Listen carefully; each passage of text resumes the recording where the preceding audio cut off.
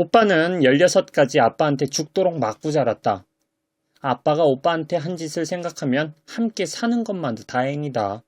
아빠는 실컷 두들겨 패고도 분이 풀리지 않으면 오빠를 홀딱 벗겨 집 밖에 세워놓기를 좋아했다. 그러고는 깡소주에 취해 세워놓은 것도 잊어버리고 고꾸라져 잠들기가 일쑤였다. 옷가지를 챙겨 밖으로 나가보면 팬티만 입은 오빠가 오들오들 떨며 아빠를 욕하고 있었다. 개새끼, 씨발새끼, 족같은 새끼, 내가 가만두나 봐라. 그 예언은 16이 되자 현실이 되었다. 오빠는 술에 취해 달려드는 아빠를 주먹으로 때려 눕히고는 줄넘기 줄로 꽁꽁 묶어놓고 집을 나갔다. 아빠는 줄넘기 줄에 묶인 채로 아들을 저주하다 모로 쓰러져 잠이 들어버렸다. 그 후로 4년 동안 오빠는 집에 한 번도 들어오지 않다가 20살이 다 되어서, 그러니까 올해 초에 마치 점령군처럼 당당하게 입성했다. 너 이 자식 감히 어딜 기어들어오냐며 달려들던 아빠는 오빠의 발길질 한 방에 나가 떨어졌고 그때부터 오빠가 법이었다. 어차피 누군가가 권력을 잡아야 한다면 아빠보다는 오빠가 나았다. 아빠는 오빠더러 탈레반이라고 욕했지만 탈레반이든 오사마 빈라덴이든 아빠보다는 낫다. 아빠는 아버지가 갖춰야 할 모든 것을 안 갖춘 그야말로 나쁜 아빠 종합선물 세트 같은 인간이다. 내가 볼 때 좋은 부모, 아니 그냥 평범한 부모라도 되려면 두 가지가 있어야 한다. 첫째, 돈이다. 부모라면 최소한의 돈은 줘야 한다. 교복 살 돈, 학용품 살 돈, 군것질 할 돈 같은 거 말이다. 그런데 이 인간은 그 최소한의 돈을 잘 안 준다. 뿐만 아니라 아들이 벌어오는 돈도 가끔 쓱싹해가는 눈치다. 둘째는 멀쩡한 직업이다. 이 대목에서 오해 없기를 바란다. 내가 특정 직업을 비하하자는 게 아니다. 여기서 멀쩡하다는 것은 날마다 성실한 마음으로 그 직업이 요구하는 바를 달성하기 위해 열심히 노력한 내가 이런 말을 그런 상태를 말하는 것이다. 그러니까 우리 아빠가 백화점 앞에서 구두를 닦아도 나는 떳떳할 수 있고 리어카를 끌고 다니며 폐지를 모아도 나는 당당할 수 있다. 그러나 고발꾼은 곤란하다. 그렇다. 아빠는 전문 고발꾼이다. 추석이나 설날 같은 명절에 동사무소에서 선물 들고 찾아올 정도니까 말 다 했다.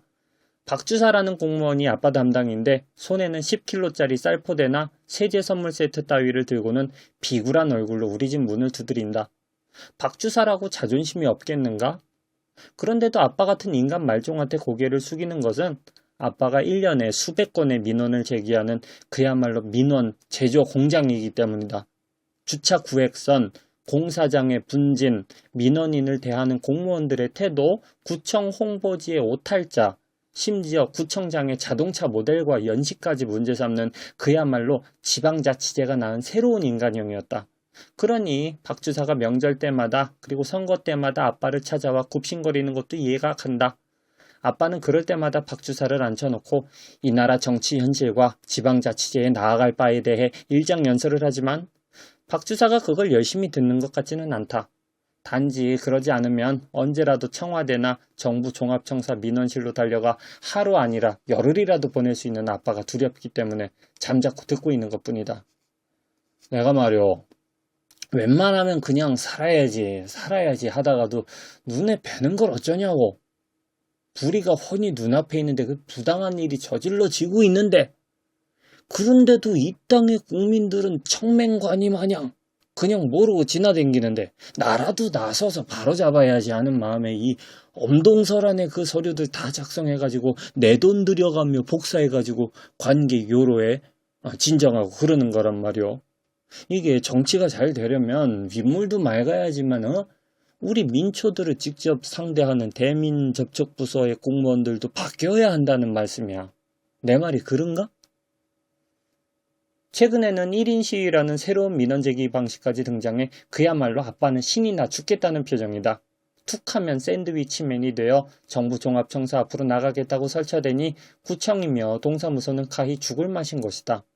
아빠야 그걸 무슨 사회 정의를 구현하는 시민정신의 총화처럼 스스로 생각하고 있는 모양이지만 딸인 나로서는 그게 직업인 알코올 중독자 아빠는 좀 곤란한 것이다.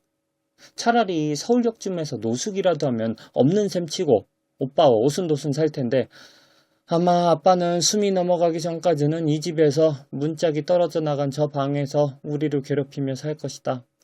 물론 거기서 자기 아들도 서슴지 않고 고발해 대면서 벽에 똥칠하는 그날까지 버틸 것이다. 도대체 아빠는 왜 오빠와 나를 낳았을까? 아니, 이 질문은 엄마에게 던져야 되지 않을까? 아니, 어쩌자고 나와 오빠를 낳아 이렇게 무책임하게 내팽개쳐두는 거예요? 며칠 전 나는 생각난 김에 엄마가 경영하는 한밭집으로 찾아가 질문을 던졌다. 대답 대신 국자가 날아왔다.